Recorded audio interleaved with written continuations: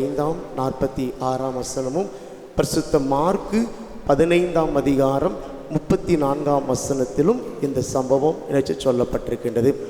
இயேசு சிலுவையில் சொன்ன 4வது வார்த்தை என்ன வார்த்தை? என் தேவனே. இப்போ நிறைய பேர் ஏண்டா என் தேவனே என் தேவனே அப்படின்னு சொல்லிக்கொண்டு இருக்கிறோமா? அதாவது இந்த ஆராதனை போர் அடிக்காமல் போகணும்னா என்ன சொல்லணும் தெரியுமா? பைபிளை நல்லா திறந்து வச்சுக்கிட்டு அந்த வார்த்தை என்ன வார்த்தை சொல்லுகின்றார்களோ அந்த வார்த்தையை பார்த்தாலே நிச்சயம். ஒவ்வொருத்தருக்கும் 10லேருந்து 15 நிமிஷம் தான் கொடுத்துருக்கேன். ரொம்ப பேசக்கூடாது. அந்த வார்த்தை என்ன, வார்த்தையின் விளக்கம் என்ன, அது நமக்கு என்ன கற்றுக் கொடுக்குது என்பதான் சொல்ல வேண்டும் என்று சொல்லி 10லேருந்து 15 நிமிஷம் தான் கொடுத்து. எனவே நீங்கள்லாம் மற்ற அங்கங்கே பார்க்காம பைபிள் கொண்டு வந்தால் பைபிளை நீங்கள் திறந்து பார்த்தீங்கனாலே நிச்சயம் போர் அடிக்காது. அது நிச்சயம் சிறந்ததாக இருக்கும். மத்தேயு எழுதின சுவிசேஷத்திலே 21ஆம் அதிகாரம் 46ஆம் வசனம் சொல்லுகின்றது, ஏலி ஏலி லாமா சபத்கானி என்று நினைச்சு சொல்லுகின்றது. அதே இது மார்க்கு 15ஆம் அதிகாரத்திலே 34ஆம் வசனத்திலே எல்லோய் எல்லோய் லாமா சபத்கானி என்று நினைச்சுகின்றது சொல்லுகின்றது. என்ன வித்தியாசம்? என்ன வித்தியாசம்? மத்தேயுவிலே சொல்லப்பட்டிருக்கின்ற ஏலி ஏலி என்பது எபிரேய மொழியிலே இயேசு பேசினதான ஒரு வார்த்தை. ஏலி ஏலி என்பது எபிரேய வார்த்தை. மார்க்கு சுவிசேஷத்தில் சொல்லப்பட்ட ஏலோ ஏலோ என்பது என்ன வார்த்தை என்று சொன்னால் அராமிக் வார்த்தை. ஆண்டவர் இயேசு கிறிஸ்துவுக்கு 3 லாங்குவேஜ் தெரியும். அதாவது பூமியில் இருக்கணும், அவருக்கு சகலமும் தெரியும். ஆனால் பூமியில் ஒரு மனுஷனாக இருந்த பொழுது எபிரேயம், கிரேக்கு, அராமிக் இந்த 3 வார்த்தைகளையும் அவர் சரளமாக என்ன செஞ்சார்? பேசினார்.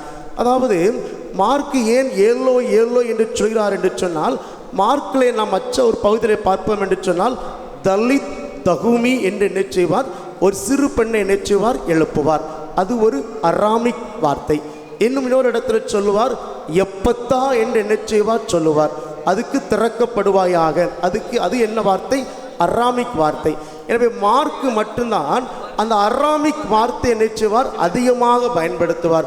அதே போன்றுதான் இந்த சிலுவையிலே சொன்ன இந்த 4வது வார்த்தையிலையும் எல்லோய் எல்லோய் என்று சொல்லி இணைச்சுகின்றார். அராமிக் வார்த்தை இணைச்சுகின்றார், பயன்படுத்துகின்றார். இந்த 4வது வார்த்தை என்ன வார்த்தை என்று சொன்னால் ஒரு நடு வார்த்தை என்று சொல்வதை காட்டிலும் 1வது வார்த்தை ஜெபத்தோடு ஆரம்பிக்கின்றார், நடு வார்த்தை ஜெபத்தோடு செய்கின்றார், இறுதி வார்த்தை 7வது வார்த்தையும் ஜெபத்தோடு அவர் இணைச்சுகின்றார், முடிக்கின்றார். அதாவது யூத மரபுப்படி, யூத வழக்கத்தின்படி எந்த ஒரு மனுஷன் துன்பப்படுகிறானோ, எந்த ஒரு மனுஷன் கவலைப்பட்டு பாரப்படுகின்றானோ அவர் என்ன செய்ய வேண்டும் தெரியுமா? என்ன செய்யணும்? இன்னைக்கு நம்ம கவலைப்பட்டு பாரப்பட்டு கண்ணீர் வடிக்கிறப்ப என்ன செய்கின்றோம்? புலம்பி புலம்பி தள்ளி இதுக்கு காரணம் அவர் தான், இதுக்கு காரணம் அவன் தான், இதுக்கு காரணம் இவள் தான், இதுக்கு காரணம் அவங்க தான் சொல்லி மற்றவங்களே புலம்பி புலம்பி தீர்த்து விடுகின்றோம். ஆனால் ஒரு யூத மரபுப்படி ஒரு மனிதன் கைவிடப்படுகின்ற நிலைமையில் இருக்கின்ற பொழுது, ஒரு மனிதன் மிகுந்த துன்பப்படுகின்ற பொழுது, கஷ்டப்படுகின்ற பொழுது 22ஆம் சங்கீதத்தை பாட்டாக பாடணும். இது முடியுமா? மனுஷர்களாக நம்முடைய வாழ்க்கையிலே முடியுமா? துன்பப்படுகின்ற பொழுது என்ன செய்ய வேண்டும் என்று சொன்னால் சங்கீதங்களின் புஸ்தகம் 22ஆம் சங்கீதத்தை யூதர்கள் என்ன செய்வார்கள்? பாடலாக பாடுவார்கள். எனவேதான் அங்கே பாபிலோன் சிறையிருப்பில் இருக்கின்ற போது சொல்வார்கள், நாங்கள் எங்களுடைய என்ன கிண்ணறம் எல்லாத்தையும் அலரிச்செடியின் மேலே வைத்து என்ன செய்கின்றோம்? புலம்பிக் கொண்டிருக்கிறோம் என்று சொல்லுவோம். காரணம் என்ன? நாங்கள் இப்போது எனக்கு துன்பப்படுகின்றோம். எருசலேமிலே பாட வேண்டிய பாட்டை இங்கே பாட முடியவில்லை, அனுமதி இல்லை. எனவேதான் துன்பப்படுகின்ற பொழுது யூத பாரம்பரியத்தை என்ன செய்ய வேண்டும்? 22ஆம் சங்கீதத்தை பாட வேண்டும். அந்த 22ஆம் சங்கீதம் 1ஆம் வசனம் என்ன சொல்லுகின்றது? என் தேவனே என் தேவனே ஏன் என்னை கைவிட்டீர் அப்படி என்று சொல்லி பக்தன் தாவீது என்ன செய்கின்றார்? பாடுகின்றார். அந்த 22ஆம் சங்கீதத்தில் தான் தீர்க்க தரிசனமாக சொல்லப்பட்டதான வார்த்தைகள் இந்த 4வது வசனத்தை என்ன செய்கின்றது? நிறைவு பெறுகின்றது.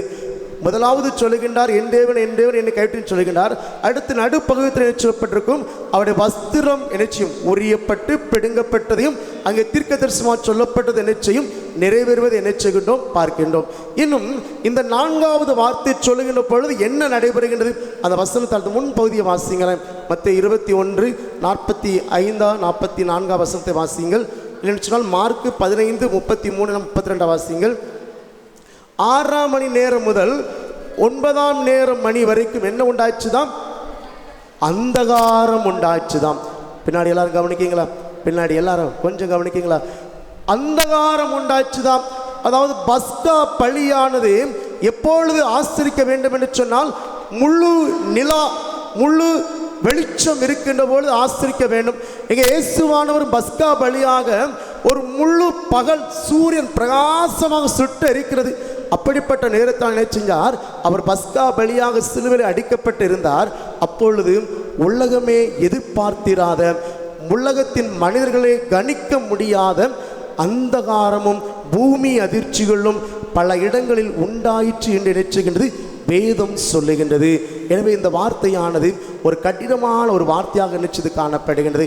இந்த வார்த்தை என்பது எதை குறிக்கிறது என்று சொன்னால், அதாவது குமாரனாகிய கிறிஸ்து தேவனையும் உலகத்தையும் ஒப்புரவாக்கின ஒரு வார்த்தை. 4வது வார்த்தை என்ன வார்த்தை என்று சொன்னால், குமாரனாகிய கிறிஸ்து சிலுவையிலே அவர் என்ன செஞ்சார்? தொங்கினை மரித்தது நிமித்தம் கடவுளையும் உலகத்தையும் ஒப்புரவாக்கின ஒரு வார்த்தை தான் இந்த 4வது வார்த்தை என்பதை நீங்களும் நானும் என்ன செய்ய வேண்டும்? மனதிலே பதித்து வைத்து கொள்ளப்பட வேண்டும். இந்த 4வது வார்த்தை என்ன கற்றுக் கொடுக்குது என்பதை ஒரு 2 முக்கிய கருத்துக்களை நினைச்சு உங்களோடு கூட வைக்க விரும்புகிறேன். ஒன்று என்ன என்று சொன்னால், பாவத்தின் அகோர தன்மையை குறிக்கும் வார்த்தை இந்த 4வது வார்த்தை. பாவத்தின் அகோரம் என்று சொன்னவுடன் பாவத்தின் அகோரத்தை குறித்து ஒரு தெருஜப கூட்டத்தில் நினைச்சேன், நம்முடைய சபை மக்களோடு கூட நினைச்சு பேசினேன். அந்த பாவத்தின் அகோரம் எவ்வளவு கொடுமையானது என்பதை தான் இந்த 4வது வார்த்தை என்ன செய்கின்றது? நமக்கு கற்றுக் கொடுக்கின்றது.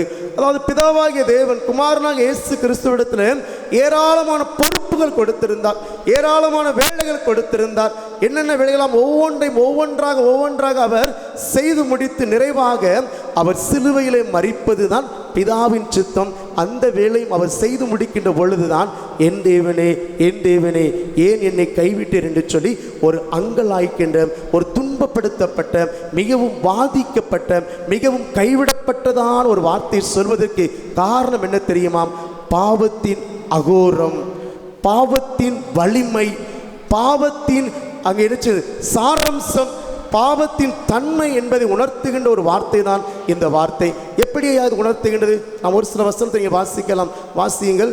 யோவான் சுவிசேஷம் 8ஆம் அதிகாரம் 29ஆம் வசனம். விரைவாக வாசியுங்கள். யோவான் 8:29. என்னை அனுப்பினவர் என்னோடு கூட என்ன செய்கின்றார்? இருக்கிறார். இயேசு கிறிஸ்து சொல்லுகின்றார், என்னை அனுப்பின பிதா என்னோடு கூட அவர் என்ன செய்கின்றார்? இருக்கின்றார். பிதாவுக்கு பிரியமானவர்களை நான் செய்கிறபடியினால் அவர் என்ன செய்கின்றார்? எப்போதும் என்னை தனியே இருக்க விடவில்லை.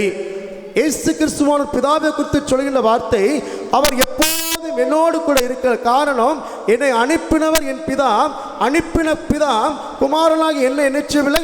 அவர் தனியே இருக்கவே என்ன செய்யவில்லை? விடவில்லை. இன்னொரு வசனத்தை வாசிக்கலாம்.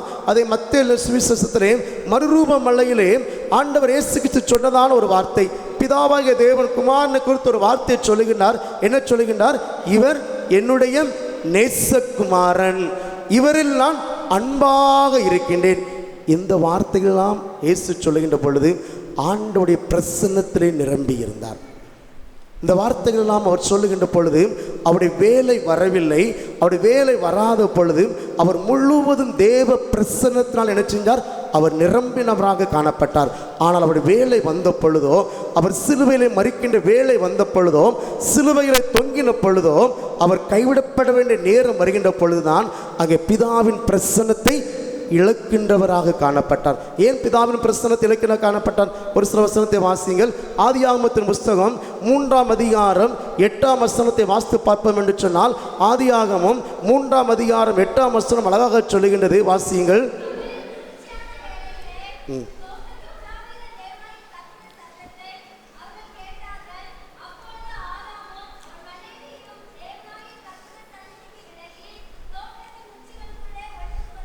தேவனுடைய சந்ததியை விட்டு விலகி அங்கே என்ன செஞ்சார்கள்? ஒளிந்து கொண்டார்கள் என்று வேதம் சொல்லுகின்றது. ஏன் ஒளிந்து கொண்டார்கள்? பாவத்தின் நிமித்தமாக சர்ப்பம் ஏவாளை வஞ்சித்து விட்டது. ஏவாள் ஆதாமை வஞ்சித்து விட்டால் எனவே ஆதாமும் ஏவாளும் தேவ சமூகத்தில் தேவ பிரசன்னத்தில் வர முடியவில்லை. மாறாக என்ன செஞ்சு விட்டார்கள்? ஒளிந்து கொண்டார்கள். பாவம் என்ன செஞ்சு விட்டது? இயேசுவிடத்தில் வர முடியாமல், தேவனிடத்தில் வர முடியாமல் அவர்கள் என்ன செஞ்சு விட்டது? ஒதுக்கி வைத்து விட்டது. ஒதுக்கி வைத்து விட்டது. பாவத்தினால என்ன செஞ்சு விட்டார்கள்? பயந்து கலங்கி நடுங்கி போய்விட்டார்கள்.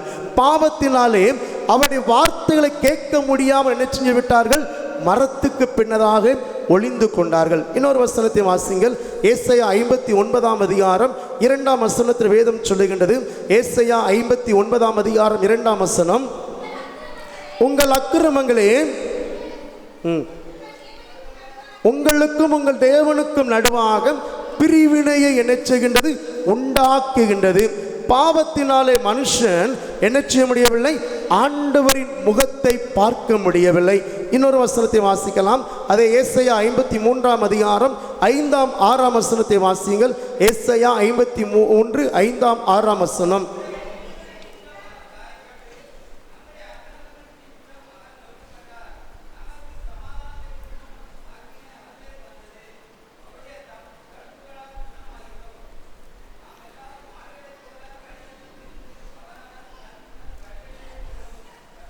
கர்த்தரோ நம் எல்லாருடைய அக்கிரமத்தையும் அவர் மேல் விழப்பண்ணினார். இந்த 4 வசனத்தையும் பாருங்கள்.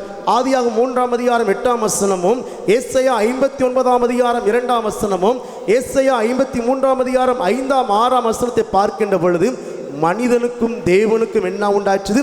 பெரும் பிளவு உண்டாச்சுது. இன்றைக்கு பிளவு எங்கே பார்க்கிறோம்? நிலநடுக்கம் மியான்மரில் வந்த பொழுது, கடந்த ஒரு மாதத்தில் மியான்மரில் நிலநடுக்கம் வந்த பொழுது எதிர்பார்க்க முடியாத பெரும் பிளவுகள் காணப்பட்டது. அந்த பிளவுகள் இருக்கின்ற பொழுது மனுஷன் நினைச்ச முடியாது, தன்னுடைய அன்றாட வேலைகளை போக்குவரத்துக்கு போக முடியாது, வர முடியாது, எந்த ஒரு செயலையும் செய்ய முடியாது. அதே போலத்தான் கடவுளோடும் மனிதனுக்கும் பாவத்து நிமித்தமாக பிளவு உண்டாக்கப்பட்டபடியினாலே மனிதனும் கடவுளும் நினைச்ச முடியவில்லை, ஒருவருக்கொருவர் பேசிக்கொள்ள முடியவில்லை, ஒருவருக்கொருவர் நினைச்ச முடியவில்லை, அவருடைய சித்தத்தை கருத்துக்களை பகிர்ந்து கொள்ள முடியவில்லை. அப்படியாக பாவம் என்ன செஞ்சது? நடுசுவராக இருந்தது. இப்பொழுது இயேசுவின் வேலை வந்த பொழுது உலகத்தின் பாவமெல்லாம் யார் மீது வந்தது? உலகத்தின் பாவமெல்லாம் யார் மீது வந்தது? இயேசுவின் மீது வந்தது. ஒரு மனுஷன் 50 கிலோ வெயிட்டை தான் தூக்க முடியும் என்று சொன்னால் 50 கிலோ வெயிட்டை ஈஸியாக தூக்கிவிடுவான். ஒரு மனுஷன் 50 கிலோ தான் தூக்க முடியும் மனுஷனிடத்துல 150 கிலோ தூக்கி வச்சா என்ன செய்வான்? தூக்க முடியாமல் விழுந்து என்ன செய்வான்? பதறி போய்விடுவான். அதே போலத்தான் இயேசுவானவர் குறித்து அதுக்கு முந்தின வசனங்களை பார்த்தோம். அங்கே யோவான் 8 அதிகாரம் 29 வசனத்தில் நானும் பிதாவும் ஒன்றாக இருக்கிறோம், நானும் பிதாவும் ஒன்றாக இருக்கிறோம், எனவே அவர் என்னை தனியே இருக்க விட மாட்டார். அப்பொழுதெல்லாம் ஆண்டவருடைய பிரசன்னத்தில் இயேசுவானவர் நிரம்பி இருந்தார். மறுரூப மலையிலே ஆண்டவருடைய பிரசன்னத்தில் நிரம்பி இருந்தார். அப்பொழுதெல்லாம் பாவம் இயேசுவிடத்தில் அணுகவில்லை. ஆனால் ஆண்டவருடைய வேலை என்னது? மரிக்கும்படியாக வேலை வந்தது. முழு மனுக்குலத்தின் பாவம் என்ன செஞ்சது? அவர் மீது விழுந்தபடியினால் முழு மனுக்குலத்தின் பாவத்துக்காக பஸ்கா பலியாக தன்னை ஒப்பு கொடுத்தது நிமித்தமாக அவர் சொல்லுகின்றார், என் தேவனே, என் தேவனே, ஏன் என்னை கைவிட்டேன்? இது முழுவதுமாக ஒரு மனிதனாக அவர் என்ன செஞ்சார்?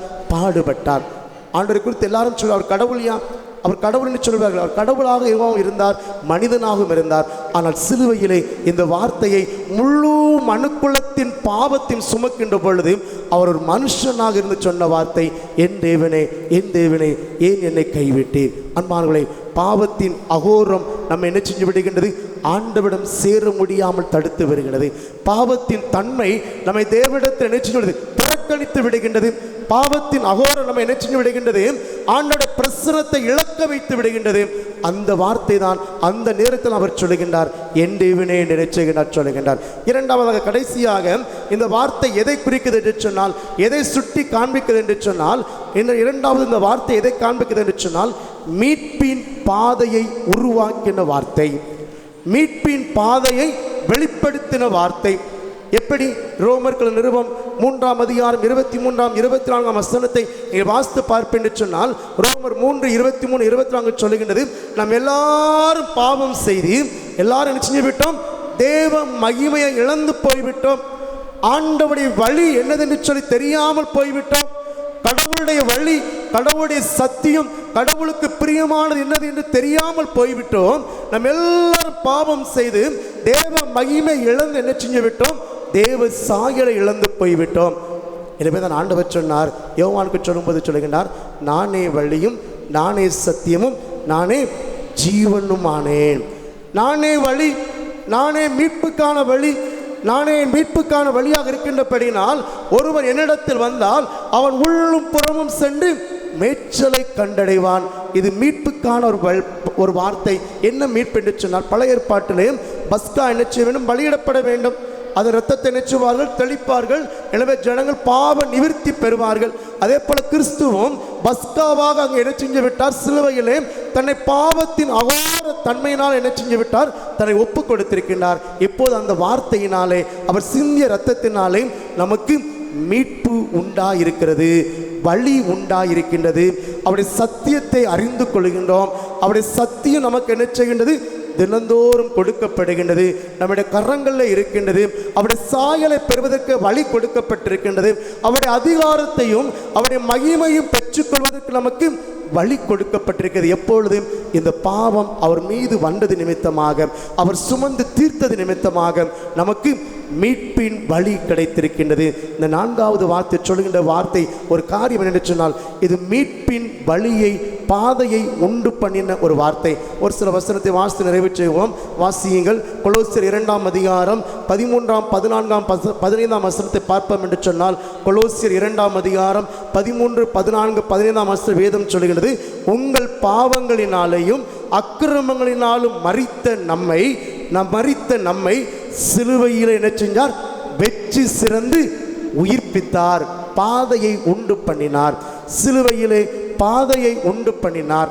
சிலுவையிலே என்ன செஞ்சார்? பாவங்களையும் அக்கிரமங்களினாலும் மரித்த நம்மை வெற்றி சிறந்து உயிர்ப்பித்தார். இன்னொரு வசனத்தை வாசிக்கலாம். அதே 2 கொரிந்தியர் 5:21 பார்ப்போம் என்று சொன்னால், 2 கொரிந்தியர் 5:21 அழகாக சொல்லுகின்றது, நாம் அவருக்குள் தேவனுடைய நீதி ஆகும்படிக்கு, நாம் ஆண்டவருக்குள் தேவனுடைய பிள்ளைகள் ஆகும்படிக்கு பாவம் அறியாத அவரை நமக்காக பாவமாக்கினார். பாவம் அறியாத அவர் நமக்காக பாவமாக்கினார். மீட்பை உண்டு பண்ணின ஒரு வார்த்தை இந்த வார்த்தை. எனவே இது ஒரு கைவிடப்பட்ட ஒரு வார்த்தை அல்ல. அநேகர் சொல்லுகின்ற வார்த்தை ஒரு கைவிடப்பட்ட வார்த்தை. இயேசுவானவர் முழுவதுமாக கைவிடப்பட்டு விட்டார் என்று சொன்ன வார்த்தை அல்ல. மாறாக இந்த வார்த்தையானது பாவத்தின் அகோர தன்மை என்பதை சுட்டி காண்பிக்கின்றது. பாவம் ஒரு மனுஷனை எவ்வளவாக என்ன செய்கின்றது? கைவிடப்பட்ட நிலைமைக்கு தள்ளப்படுகின்றது. பாவம் ஒரு மனுஷனை என்ன செய்கின்றது? எவ்வளவாக கண்ணீர் வடிக்க வைக்கின்றது. ஒரு பாவம் ஒரு மனுஷனுடைய வாழ்க்கையிலே எவ்வளவாக அவன் நினைச்சது வேதனைப்படுத்துகிறது. ஆனால் அதே சிலுவையிலே மரித்தது நிமித்தமாக மீட்பின் பாதையை அவர் நமக்கு திறந்து கொடுத்திருக்கின்றார். நான் வழி என்று சொன்னவர், நான் சத்தியம் என்று சொன்னவர், நான் ஜீவன் என்று சொன்னவர். அவர் நமக்கு வழியும் சத்தியம் ஜீவனையும் சிலுவையில் பாதையை திறந்து வைத்திருக்கின்றார். இதுதான் அந்த நம்பிக்கையின் வார்த்தை. எனவேதான் இதை நான் சொல்லும்போது சொல்லுவேன், இது நம்பிக்கையின் வார்த்தை. அல்லேலூயா, அல்லேலூயா. ஆண்டவர் நமக்கு நம்பிக்கையின் வார்த்தையை கொடுத்திருக்கின்றார். நாம் எல்லாரும் பாவத்தின் பிடியிலே சிக்கி தவிர்க்க ஆண்டவர் விரும்புகிற தேவன் அல்ல. எந்த வருஷம் புலம்புகிறானோ, எந்த ஒரு மனுஷன் கவலை கண்ணீர் பாரத்தோடு இருக்கின்றானோ, அவனுக்கு ஒரு மீட்பை உண்டாக்கத்தான் தம்மையே பலியாக கொடுத்தார். இந்த வார்த்தையை பேசினார் என்று நினைச்சு வேதம் சொல்லுகின்றது. எனவே நாம் நினைச்சுவோம், நம்முடைய வாழ்க்கை நினைச்சுவோம், ஆண்டவரே என் வாழ்வின் பாவத்தின் அகோர தன்மை எனக்கு சுட்டி காண்பித்து அதிலிருந்து எனக்கு மீட்பை கொடுத்த வல்லவரே, என் நம்பிக்கைக்குரியவரே, உமக்கு ஸ்தோத்திரம் அப்பா. எனக்கு மீட்பை வழிகாட்டி கொடுத்தவர். அந்த மீட்பை பூரணமாய் பெற்றுக்கொள்வதற்கு என்னை தினந்தோறும் சரியாக நடத்தும். தினந்தோறும் உடைய சாயலை பெறுவதற்கு, நான் இழந்து போன உடைய அதிகாரத்தை பெறுவதற்கு, உங்களுடைய பிள்ளைகளின் அதிகாரத்தை பெறுவதற்கு எனக்கு என்ன செய்யும்? வழிகாட்டும். பூசியும் நினைச்சு ஒப்புக் கொடுப்போம். அந்த தேவன் நினைச்சுவாராக. இந்த 4வது வார்த்தையின் ஆசீர்வாதங்களை நம்ம ஒவ்வொரு பெற்றுக்கொள்ளத்தக்கதாக உதவி செய்வாராக. ஆமேன். நாம் எல்லாரும் முழங்கால் பணியிடுவோம். நம்மை தற்பரிசோதனை செய்து கொள்வோம். இந்த 4வது வார்த்தைக்காக, இந்த 4வது வார்த்தையின் மனதில் வைத்து, ஆண்டவரே இந்த பூமியிலே நான் பாவம் செய்கின்ற பொழுது அந்த பாவம் என்னை எவ்வளவு வேதனைப்படுத்துகிறது, உம்மை விட்டே பிரித்து விடுகின்றது. தகப்பனாய் உம்மை விட்டு என்னை பிரித்து விடுகின்றது ஆண்டவரே. ஆனாலும் அந்த அகோர தன்மையிலிருந்து, அந்த அகோர கஸ்தியிலிருந்து எனக்கு ஒரு மீட்பை உண்டு பண்ணியிருக்கின்றீர், எனக்கு ஒரு நம்பிக்கையை உண்டு பண்ணியிருக்கின்றீர், எனக்கு ஒரு விடுதலையை உண்டு பண்ணியிருக்கின்றீர். அந்த வழியை, அந்த மீட்பின் பாதையிலே நான் சரியாய் நடத்தப்படுவதற்கு எனக்கு உதவி செய்யுமப்பா என்று சொல்லி நம்ம எல்லாரும் நாமே ஒப்புக் கொடுத்து ஜெபிப்போமா. நம்ம நாமே தற்பரிசோதனை செய்து பார்ப்போமா. ஆண்டவரே, இன்னும் உம்மை வேதனைப்படுத்துகின்ற விஷயங்கள், இன்னும் உம்மை அளவைக்கின்ற விஷயங்கள், இன்னும் உம்மை சிறுவேரை ஆணி அடிக்க வேண்டிய விஷயங்கள் என்னில் இருக்கும் என்று சொன்னால், எங்களில் இருக்கும் என்று சொன்னால், என் குடும்பத்தில் இருக்கும் என்று சொன்னால், ஆண்டவரே என்னை மன்னித்து என்னை அங்கீகரித்து ஏற்றுக்கொள்ளும், உம்முடைய மீட்பின் பாதையிலே என்னை நடத்தும் என்று சொல்லி ஒப்புக் கொடுத்து ஜெபிப்போமா. உலகத்தின் பாவங்களை சுமந்து தீர்த்த தேவாட்டுக்குட்டியே, நரகத்தின் நித்திய வேதனைகளுக்கு பாத்திரராயிருந்த எங்களை கைதூக்கி மீட்கும்படி பாவிகளைப் போல் கடவுளால் பாவங்களினாலே உம்மை விட்டு தூரமாய் விலகியிருக்கிற எங்களையும் கைதூக்கி ரட்சியும். நாங்களும் மனுஷரால் கைவிடப்பட்ட சகல வேதனைகளையும் துயரங்களையும் அனுபவித்து வரும்போது உம்மை போல விசுவாசத்தோடு, உம்மை போல நம்பிக்கையோடு உம்மையே நோக்கி ஜெபிக்க மன தைரியம் தாரும். கைவிடப்பட்டவர்கள், புறக்கணிக்கப்பட்டவர்கள் யாவரையும் கை தூக்க எங்களுக்கு விருப்பத்தையும் தருணத்தையும் தகுதியும் தந்தரல வேண்டும் என்று உம்மை வேண்டிக் கொள்கிறோம்.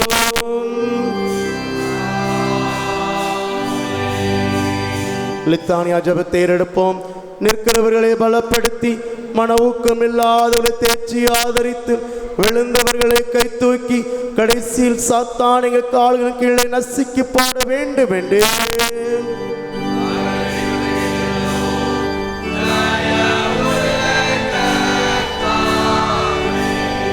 தேவரே, சிலுவையில் நரக வேதனையை உத்தரித்தது நிமித்தமும் யூத மக்களால் நீர் புறக்கணிக்கப்பட்டது நிமித்தமும் எங்களை கை தூக்கும்படி நீர் கைவிடப்பட்டது நிமித்தமும்